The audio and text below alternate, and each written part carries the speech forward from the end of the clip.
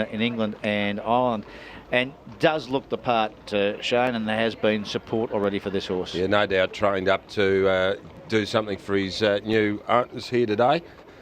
He's an October foal. He's by Lonhro. He's not awfully big because he is an October foal, yeah. But he's nice and neat and fit. That's him on your screen now is Josimar, the only horse to have raced, and is the outside of the field. So that tells you that the punters didn't like its debut last Sunday. Yeah, and they might be being a bit harsh on it though, all the same, because it was on a heavy track. Nice type of horse. At least he's got some race experience, and it certainly wouldn't surprise me if he ran a bit of a race. Going through the tunnel, we'll wait till Star Witness comes out. Now, went up pretty tight here as the betting ring favourite at $3. It's out to $3.30 now. A Starcraft Galloper we see out of Leon Chiara has been a great producing mare, a half-cut brother to Ferocity and a raft of others. Actually, another relation run this week, Star Witness. To me, he looks more like a horse who wants 1,400 metres or 1,200, 1,400 metres, but here he is on debut. More Starcraft in him, I think. That's a fair point, but a lot of those horses just can win early in their career on natural talent. He's a September foal, good mare, no public trials, none of those have had. Well, that's Josimar, we've spoken about it. That's the horse we're just talking about. So he's the Starcraft, of course, was a giant of a horse, a great galloper that he was, and he's just starting off his career as a stallion now. Very dainty girl coming out next. Number 7 is Dream Face, who's been quite easy. 460 at the 550. When you look at her face, Dream Face, she's got one of those. Yeah, quite a cheapie. August foal. Oh, no, she wasn't cheap. No, 50. August foal. No public trials. We can't tell you much more. Flacati. Now it's a filly by Fastnet Rock in the Crabtree colours, and Rob just telling us it takes its name from a mythical Greek rug. And you look it up on Wikipedia, it's only got 1K, but it's out of a mare called Marco. He's got 2, so there's a bit of liberty there for Rob. But it is the best back runner here, Flacati, and obviously is showing something to those at Caulfield who get to see the jump outs there. October foal. Masqué mares produce a lot of winners. It's worth noting, and well, the thing most worth noting is it's been backed. And that's Jessie's girl. Now I've seen her. She came here back in Cox Plate week and worked with one of Peter Morgan's and went pretty well. Wasn't the horse that Peter Morgan then had it? Ran little thing that got knocked over. It was very well tried and it ran fast here, but just got bumped on the home turn. Yep. Still ran well. Look, she's an August foal and she looks pretty well developed. She's bred to be a runner. She's by Schwarzer out of Aurora's Jester mare. Very easy on course though. And I like Dwayne Dunn on 2 rolls, but she has been a drifter. No selections here for me. Let's get Peter Moody straight into the hot seat and go through his runners for the day. We might as well start with this one, Pete, because it's been well tried here on course. Flacati, are you expecting something from her? Oh, she's a nice filly that's done well at home. But our first 2-year-old runner of the season, and you don't really get a feel until now. It's a pity you got to race them at times. They all look good at home. And there might be a day when you don't. Who knows? Yeah, but she's well educated and there to run well. Rightio. Now in the second, Doubtful Jack. Not much luck first up. Well, that's probably an understatement. No luck at all. Drawn to get a nice run. Probably sits outside the second pair, you'd think, or the third pair with, he's trained on nicely. I would be disappointed if he doesn't run well in what appears to be quite a good strong race, isn't it? Yeah. For this time of year, it wouldn't have been out of place in Cup Week in Flemington, with listed status this. Yeah, I wouldn't be worried if you came out of this running 3rd or 4th. I mean, I think they're pretty good field. Now the third, Head Over Heels on the up. I got it wrong with this filly. I thought she wanted a mile plus and rode her on the speed, and she just didn't finish off. She works like a good quality filly at home, this. So ridden in a 5.5 on the bridle the other day. She was just way too good, and we'll ride a similar today, and I think you'll see a nice filly. Okay, another decent race too, that. So you're going to get a good guide from a couple of these early races here today, I reckon. No, I think they'll be good form races. Definitely the second and third, and the first we'll wait and see. Yeah, okay. Now down the bottom in race 4, Serrana Gold. I've got a bit of time for her. The horse that beat you the other day, Carbon Trader, he's pretty darn good. Yeah, I'll take him away. She wins by 5 and probably lines up one of the favourites here. Is her own worst enemy in races, does a lot of things wrong, is a handful for jockeys. But she's in good form, and I really think the 1.25 miles will suit. Now down to race 7, and this is a good staying mare in the making, Bell for Me. Is she capable of sprinting at 1,500 fresh? Well, I've got absolutely no idea. I said to the OTI boys this morning, I'm just dead set guessing. We brought her here as a 1,500 metre barrier trial. She had 3 runs for us last time, all at a 1.25 miles plus, so we just thought we'd throw her a curveball this time round. She's in good shape. She carries absolutely no condition, this filly. Work's been good, so it could run well. And here's another one who'll go around at a rough price, but he's got a chance, Aaron Dight. He dropped 6 kilos today. Well, he probably should have won all 3 this time back. He's had no luck at all this time, but he's drawn 15, but it might be a blessing. He's had good gates, good runs and no luck. Today with a bad gate, he might get the luck. You've got a really solid... and this is going to be a tough one here, trying to sort out the best, but what would you name it? Listen, I'm known as a fence sitter, and I'm not going to change things today. You could have something each way, every one of mine today, and you'd be disappointed if you didn't go home with something in your pocket. I might just do that too. Good on you, mate. Cheers.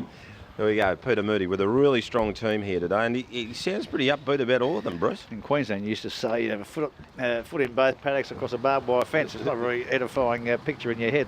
Sporting Bet Market Mover, we can tell the punters that the best tried runner on course here is Moody's Galloper, 8 Flicati. And what a season Pete said. He leads the premiership. Terrific figures, 22 wins at a strike rate of 19%. Cav second on 19, Mark Kavanagh 19 wins at 21.8%.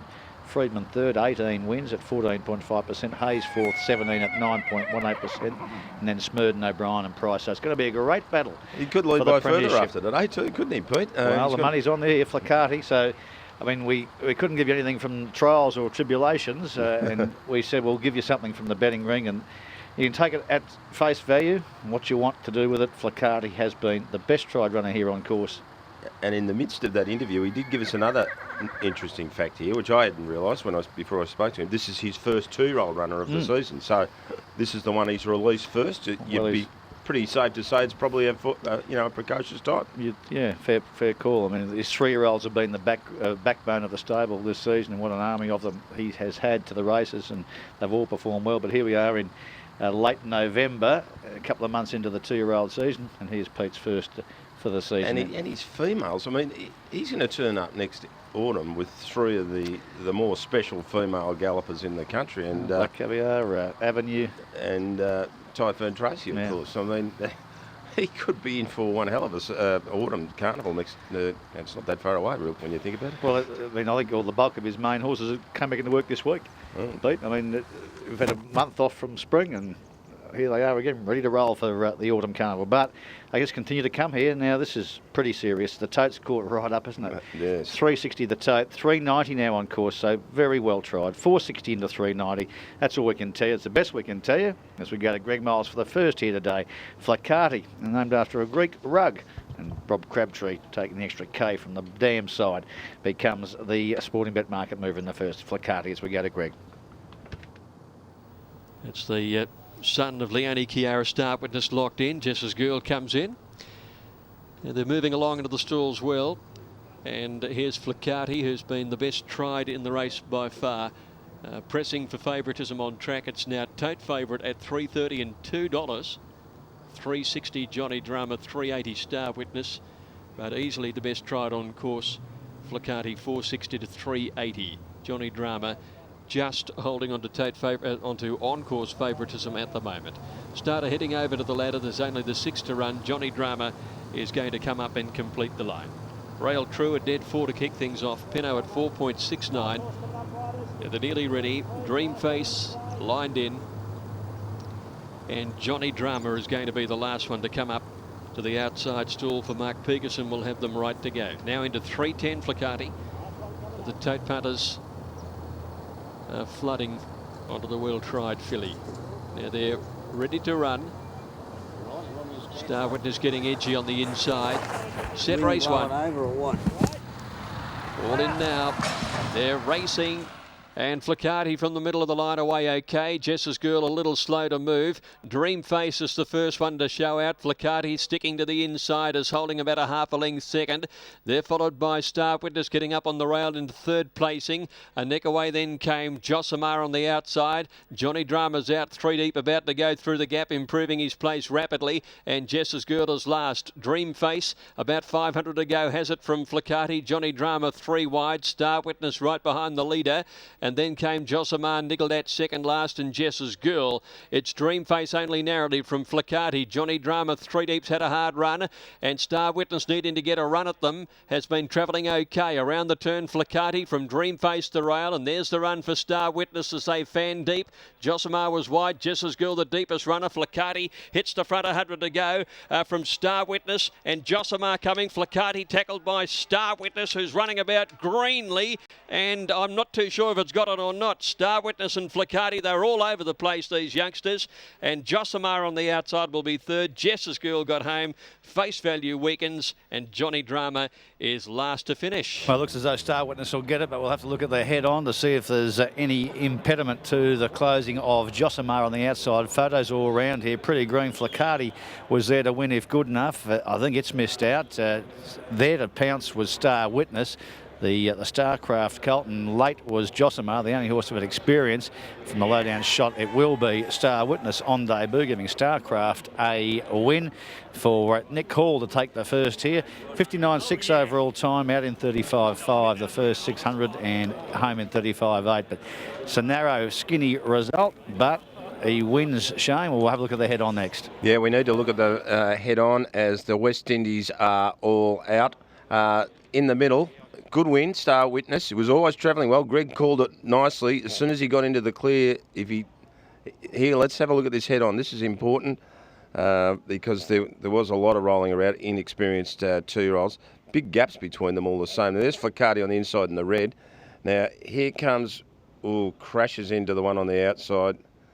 Yeah, if you're on the Sporting Bet market mover, I wouldn't be totally giving up yet. There seemed to be enough evidence there that there was serious interference to Josimar. And let's have a look at it again. Try and figure out just how far from the post it was, which will be crucial. But it hasn't got up and run second, which is good news for the backers of Flicati. But it isn't far from the winner, as it turns out. We'll have the official margins for you shortly. Now, here we go again. Now, you're looking for the one in the blue with the blaze there. It's the eventual winner. Now, he comes out pretty sharply there. Makes contact. And it was before the post. Well, there's no doubt I wouldn't think that Josimar's jockey, Danny Nikolic, will be having a decent look.